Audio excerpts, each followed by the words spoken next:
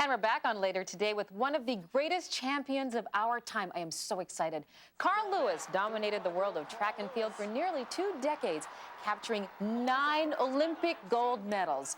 And now that he's got the gold, he's pursuing the silver screen, that is, and much more. Ladies and gentlemen, please join me in welcoming Carl Lewis. Oh, get out of here.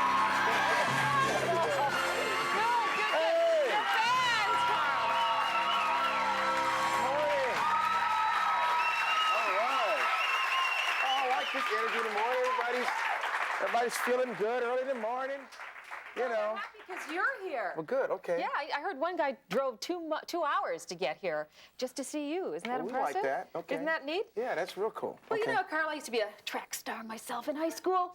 Hurdles. I used to go under them, actually. Well, that's about where I go nowadays, too. That's how you win, is by going under them. Anyway, 9 Olympic gold medals. Do you miss the adrenaline rush of competing and just getting ready for the races? Fortunately, I was a person that made the right decision. You know, I was at a time when I wanted to retire. I was ready to retire. And that came because I looked back on my career and felt that I couldn't have done anything else. It could not have been better for me. There was nothing else for you to win, That Carl. was it. Definitely, you know. And so, no, I honestly don't miss it at all because I fulfilled everything way beyond what I could have ever imagined. You know, it's so tough because sometimes when you speak to athletes, they're so used to being in a certain routine and doing certain things. But you've moved on. You're interested in acting. You love to sing. Tell me about some of that. Well, actually, the acting thing started in college for me. You know, I studied radio, television, and then it evolved throughout my career. You know, I was not just a regular person running down the track. And so I've since moved to Los Angeles, and I'm studying out there with AMG agency, and I'm focusing on acting. What kind of roles do you want to do? Dramatic or comedy? You know what? It's funny. I want to do really the hard roles. I like. Like what? I like villainous roles. The mean roles? Yeah, I want to do like those kind of roles. It's of course, it's totally different from my character as an athlete. No, after years in sports, sometimes that's the easy role to play, you know. Right. But yeah, that's the kind of stuff. But I also love comedy. Mm-hmm.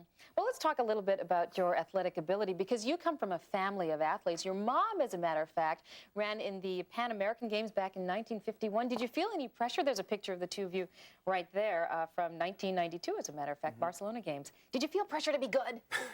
Well, it was funny in our family. I mean, everybody was involved in sports, but it was more so from an athletic side. I mean, people we love to work out. My parents had us involved in many different things. I mean, all different types of activities. And it just so happened that we ended up in sports, and it was something that kept the family together. Now, you weren't so good, right, at sports when you were younger. Is that true? Right. I was the late bloomer of the family, so we say. And growing up, you never would have thought that I would have been involved in sports and athletics. And it's kind of funny because I look back now and look at so many of my peers at the time that stopped competing, and who knows how they would have ended up. But fortunately, my parents supported me, and I stayed involved in it, and I was able to be successful. Was there something that made the difference for you in turning you from not so great to super fantastic? Well, first of all, a lot of support, a lot of parental support and family and friends, and then just sticking at it because I was a late bloomer in terms of just my physique. I grew quite a bit at the end of high school. I was small. Growing up through junior high and into high school. So, really? Because you're big. Yeah, it happened late. And I was surprised, actually, when I saw you, because you were so much taller than I expected. Although people say that about me, too, believe it or not, at 5'1". Well, yeah, well, it's funny because most people that see me, they say, God, I thought you were like this and this, you know? And I said, no, I'm a little bit more this and that. I'm a little bit more this and this when people see me, but... Well, off season, I did that, too, so don't feel brain on.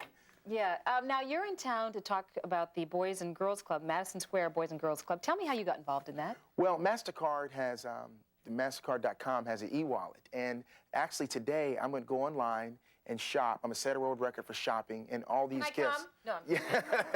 All of these gifts, I know that was easy to get me to do that. All these gifts and things go for the Boys and Girls Club. So it's exciting. We're able to introduce this new product on MasterCard.com as well as raise money and do things for the Boys and Girls Club. So let me get this straight. Basically, you're going to run around at Olympic pace shopping.